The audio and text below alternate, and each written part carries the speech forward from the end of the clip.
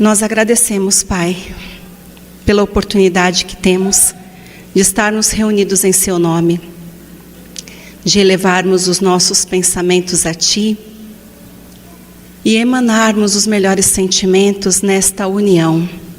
Agradecemos a equipe espiritual que nos fornece fluidos balsâmicos e salutares, além das inspirações, para que possamos compreender melhor os Seus ensinamentos, os ensinamentos de Jesus. Em particular, peço a presença de Erasmo Gurgel, que o mentor possa trabalhar e que eu seja apenas médium, receptiva, serva, atuante na causa do bem, imensamente agradecida. Graças a Deus, graças a Jesus.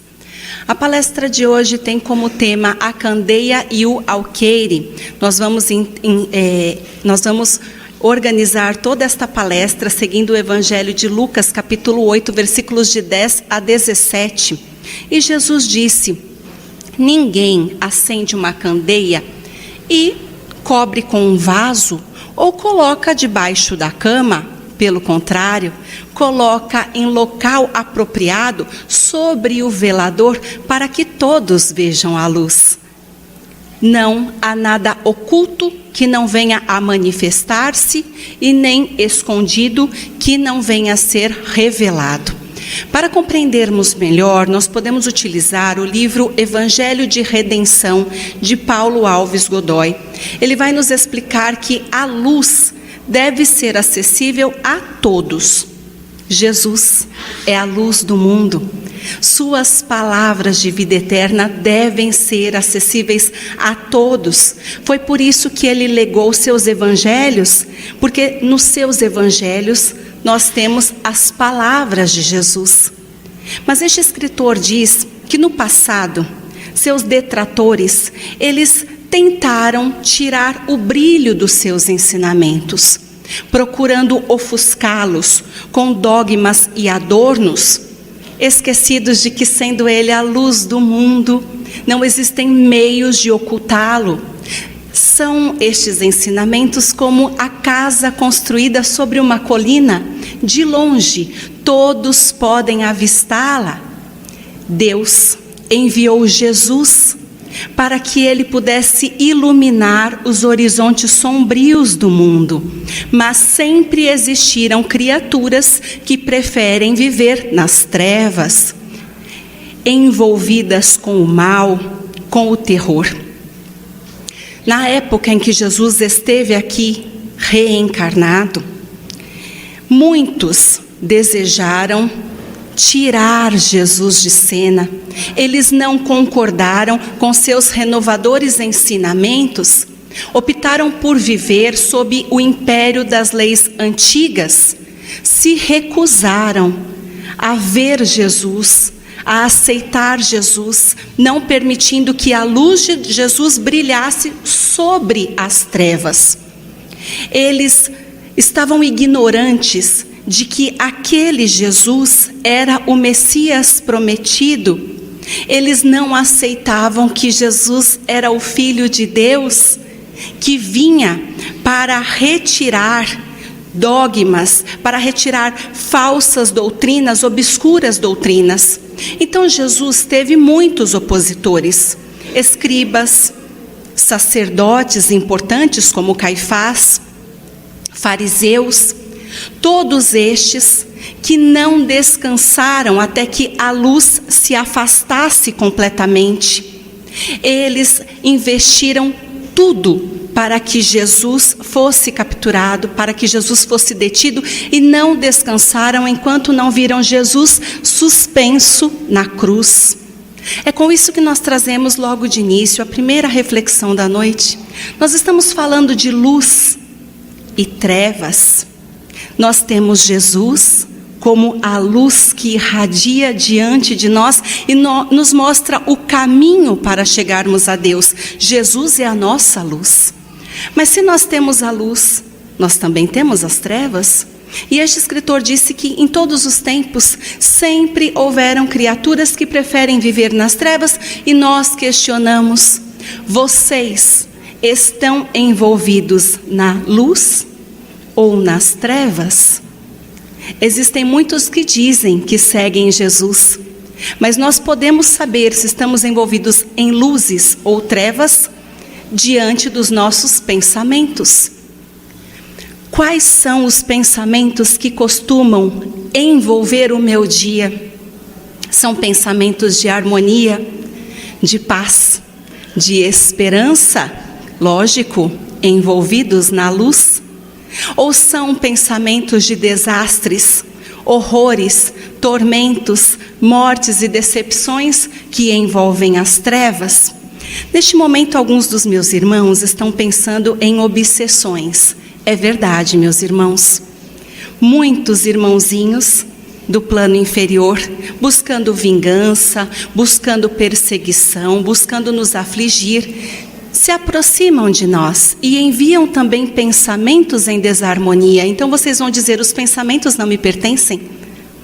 O quanto é importante vigiar os próprios pensamentos, porque nós permitimos que os nossos irmãos se aproximem, porque nós estamos mantendo a mesma frequência vibratória.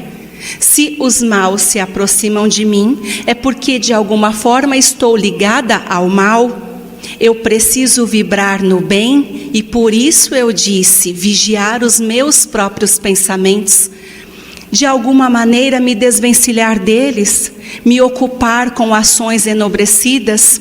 Então, pensamentos, palavras do bem, atos nobres, tudo que vai emitir e atrair a luz para a minha vida.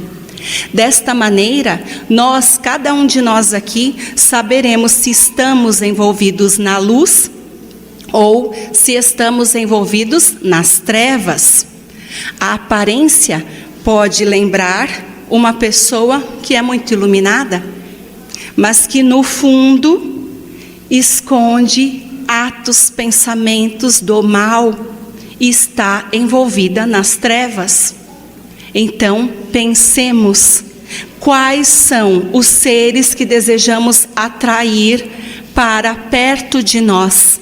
Seres das luzes ou seres das trevas? Continuando, no mesmo livro Evangelho de Redenção, este escritor nos lembra que Jesus chamou aqueles que os perseguia de hipócritas, inclusive qualificando-os de homens de dura cerviz que não se curvam e incircuncisos de coração, porque nada pode penetrar no coração de pedra. Isso porque eles estavam em luta aberta contra um verdadeiro, um autêntico enviado dos céus, que vinha numa missão de paz e de amor, e vinha também trazer Deus, a imagem de um Deus Pai, com seus atributos verdadeiros. Mas Jesus brilhou e ainda brilha com todos aqueles que desejam a sua presença e trabalham ativamente para que Ele esteja sempre entre nós. No Evangelho segundo o Espiritismo, no capítulo 24, Kardec nos lembra, e Jesus fala que nós não devemos acender a candeia e colocar debaixo de um alqueire, mas a todo momento Jesus usa palavras em forma de alegoria, que muitos não conseguem compreender. Então nós nos questionamos por que Jesus fazia isso. E ele explica aos seus discípulos dizendo, falo por parábolas, porque existem muitas coisas que eles não podem compreender neste momento. Dizer tudo seria inútil. Eles veem, ouvem, mas não compreendem. Mas a vocês digo, porque já é dado compreender certos mistérios. Pensemos, isso há mais de 2000 anos, Kardec disse que precisava haver o desenvolvimento intelectual, científico, moral, para que os homens pudessem compreender uma série de coisas, e aí vem a terceira revelação, o Espiritismo, para fazer compreender tudo o que ficou de forma velada, dito por Jesus. Se de lá para cá houve tantos avanços, Atualmente nós já podemos compreender perfeitamente o seu evangelho. Os próprios Espíritos nos traduzem muitas coisas. Kardec diz que as gerações passam por etapas, por fases. Pela infância, juventude e maturidade. Licença. Cada coisa deve vir a seu tempo. Inclusive, Kardec diz que a prudência faz calar momentaneamente o que cedo ou tarde deve ser revelado, porque, atingindo certo grau de desenvolvimento, os homens desejam raciocinar a sua fé. Eles desejam a luz. Sem a fé da razão, sem a luz da razão, a sua fé se enfraquece. Ele ainda afirma que a semente lançada à terra, fora de hora, não produz. Então tudo deve vir a seu tempo. Da mesma forma que nós aqui na evangelização, e pequeninos, os maiorzinhos, os adultos, mas cada um com sua linguagem, para que nada fique mal compreendido, tudo deve vir a seu tempo. Mas existe um momento onde nós vamos precisar compreender, senão nós perdemos a base da fé, nós nos desinteressamos por Jesus e até mesmo pelo Pai, nós viramos as costas para a espiritualidade, porque parece que ela não existe simplesmente porque eu não compreendi. É importante a compreensão para formar uma fé inabalável, da mesma forma que Jesus disse que a casa deve ser construída sobre a rocha, para que nada possa fazer desabar. Então, nós podemos utilizar outro livro. O Evangelho Pede Licença ainda, Paulo Alves Godoy, ele é excelente para esclarecer os vários trechos dos Evangelhos de Jesus. E ele traz para nós um trechinho do Evangelho de Mateus, capítulo 5, versículo 16. Resplandeça a vossa luz diante dos homens, para que vejam vossas boas obras e glorifiquem o Pai que está nos céus. Vejam, nós iniciamos a palestra falando da luz de Jesus, da luz dos Evangelhos de Jesus, que clareiam nossa mente e o nosso espírito, e a partir do momento que eu me envolvo e tenho compreensão destes evangelhos que iluminam a minha vida, eu passo a ser luz diante dos homens. A luz que era de Jesus, que está com o Mestre, trazida com os evangelhos, ilumina a minha vida. E é desta forma, consciente dos meus atos, que em tudo eu posso manifestar a glória do Senhor. Então, Paulo Alves Godoy diz que, da mesma forma que a casa é construída sobre a colina e todos a veem, resplandecerá a luz do homem que estiver compenetrado dos seus deveres e que se edifica moral e espiritualmente. E agora nós refletiremos. Quais são os seus deveres diante de si mesmo? Porque de repente eu sou viciada em álcool.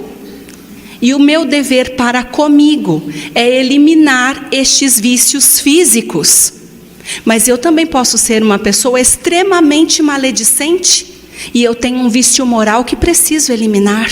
Eu tenho um dever com a minha família, porque eu sou mãe de 2 queridas meninas. Eu tenho compromisso com os meus pais. Eu tenho compromisso com os meus pacientes, eu sou fisioterapeuta. Eu tenho compromissos com vocês e com a espiritualidade. Quais são os vossos compromissos? Nós nos edificamos a partir da realização de todos estes atos com seriedade, com dignidade, com atenção e delicadeza, respeito pelo dever de cada dia. Jesus preceituou que nós devemos ser obreiros atuantes, de decisão inabalável, porque eu sei o que eu tenho que fazer. Ninguém precisa me pedir, ninguém precisa me solicitar, e eu faço antes que me peçam, porque eu desejo realizar. Todos nós devemos projetar-nos na sociedade, muito através de nossas palavras, mas principalmente através de nossos atos. Para sermos discípulos de Jesus, nós devemos nos desvencilhar de todas as violações que foram contraídas no passado, nas outras existências, através desta vida e das próximas. Então, que comecemos hoje reorganizar todo este compromisso. Sermos servidores é nos comprometermos com cada atividade que nos chega, realizarmos com afinco, com empenho e com alegria, satisfação, porque eu estou tendo a oportunidade de realizar isso nesta vida, limpando as sujeiras do passado, me edificando no presente para realizar um futuro promissor. Outro livro, o livro agora é Quando Jesus Teria Sido Maior, também Paulo Alves Godoy. Neste livro ele diz que é uma grande preocupação de todos os espíritas a assistência social, vocês sabem disso. Acabei de solicitar roupas, alimentos e fraldas. Tem dia que nós solicitamos livros. Nós sempre pedimos algo para cuidar dos demais. Os espíritas se empenham, se preocupam com a assistência social. E nós sabemos que precisamos levar a palavra de Deus. Mas nós não conseguimos levar esta palavra de Deus se houver a miséria. Nós precisamos tratar da pessoa, tratar da sua fome, do seu frio, promover o equilíbrio físico antes de entregarmos a palavra, antes de entregarmos o recurso espiritual que é tão importante.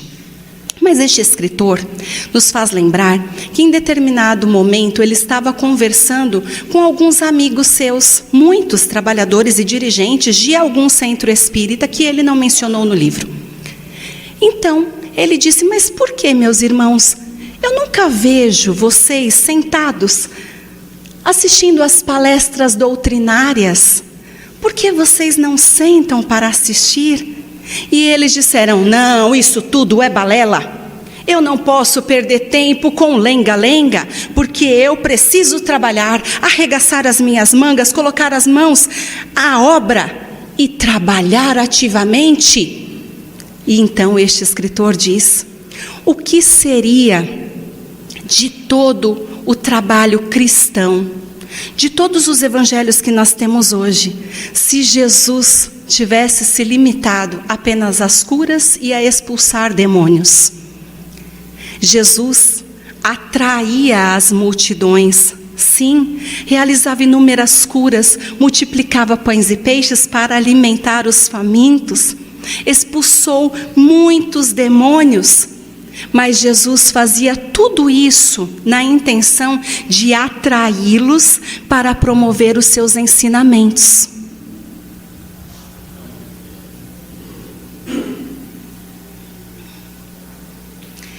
E era nessa hora que Jesus ofertava o alimento espiritual. Portanto, a assistência social, ela deve existir, mas ela será o meio e não o fim. O objetivo de todo o trabalho é a palavra de Deus, é o Evangelho de Jesus. Então, em João capítulo 6, versículo 26, ele afirma: trabalhem, não pelo alimento que perece, mas pelo alimento que permanece, a qual o Filho do Homem vos dará. Existe o alimento material, que serve para nutrir o nosso corpo físico, um prato de comida. Mas o alimento espiritual, que é de suma importância para todos, para o pequenino, para os idosos, para os desencarnados, para todos aqueles que são flagelados, miseráveis, abandonados, todos os felizes, porque a vida da gente também é composta de etapas. Muitas vezes estamos alegres, outras vezes estamos tristes. Nós adquirimos coisas, perdemos tantas, perdemos familiares, nos sentimos sozinhos, Mas quando nós temos o alimento espiritual, nós temos fé, nós temos a certeza de que nós temos um Pai conosco o tempo todo e que a espiritualidade nos cerca ativamente. Nós jamais estaremos desamparados. Esta certeza de que a espiritualidade me envolve não me permite pisar fora da linha, porque estão todos me observando, estão comigo. Isso tudo me mantém num caminho de retidão moral para que eu realize tudo o que for compromisso. E isso me faz evoluir. Eu preciso me preencher da espiritualidade para não me perder neste mundo louco, para ter sempre esperança dentro de mim.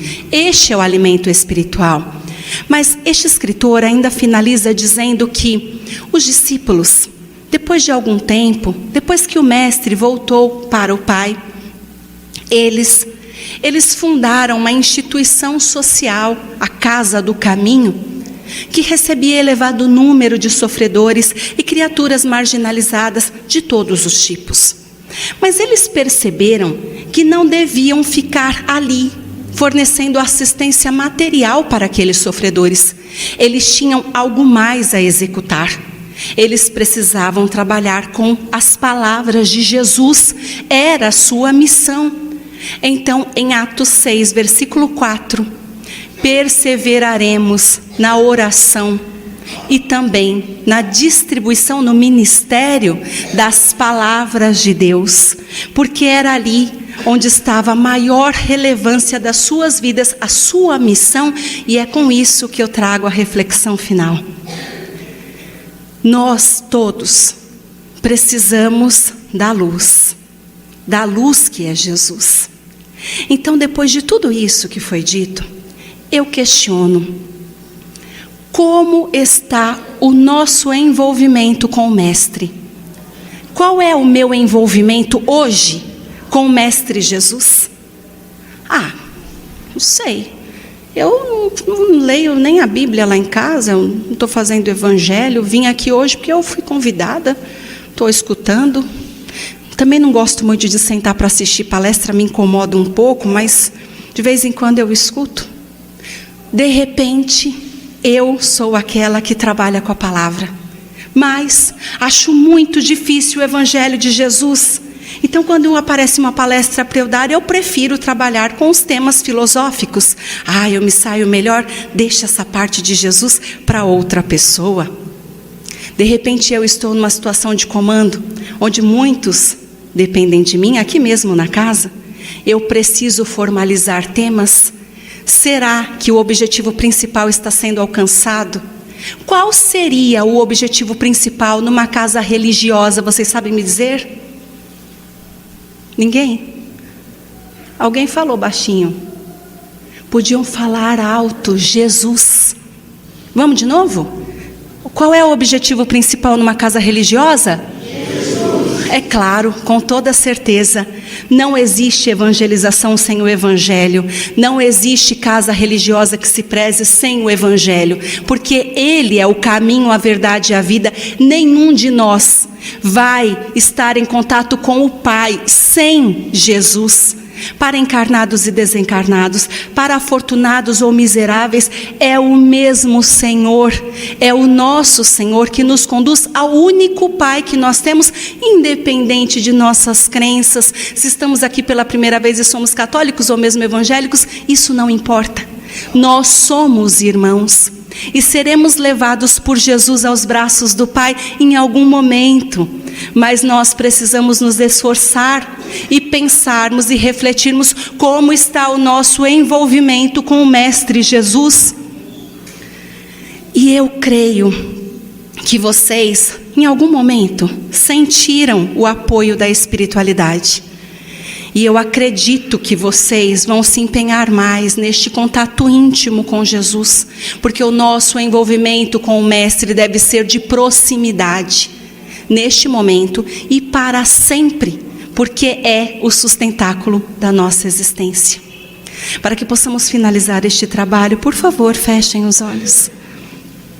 E neste momento, meu Senhor, Nós agradecemos muito pelo auxílio da espiritualidade. Nós agradecemos muito pelo Evangelho do Mestre Jesus. E Pai, me auxilia neste caminho, que eu possa, Senhor, me elevar com o Evangelho do Mestre, que eu possa me lembrar de Jesus e estar mais próxima da espiritualidade, que eu tenha discernimento, Pai, que estas palavras me tragam esperança, que preencham o meu coração e a minha vida, e que eu possa me refazer diante de todos os sofrimentos e dificuldades que estão ao meu redor, Pai, mas que eu não me esqueça de que o Senhor tem um plano para mim, e o teu plano só pode ser a minha ascensão pouco a pouco, até me aproximar de ti. Que os amigos espirituais fortaleçam a minha fé e que eu nunca vacile nestes planos que o Senhor tem. Que eu possa almejar uma vida melhor e me esforçar para tê-la diante dos meus semelhantes e diante de ti, que possa me erguer, porque só o Senhor pode fornecer tudo o que necessito. Agradecemos a Jesus que esteve conosco e aos seus emissários do bem, que produziram fluidos salutares e inspirações cheias de luz. Que possamos brilhar em todos os locais onde estivermos inseridos. Eu agradeço, Erasmo, por mais este trabalho. Graças a Deus, graças a Jesus. Paz e luz.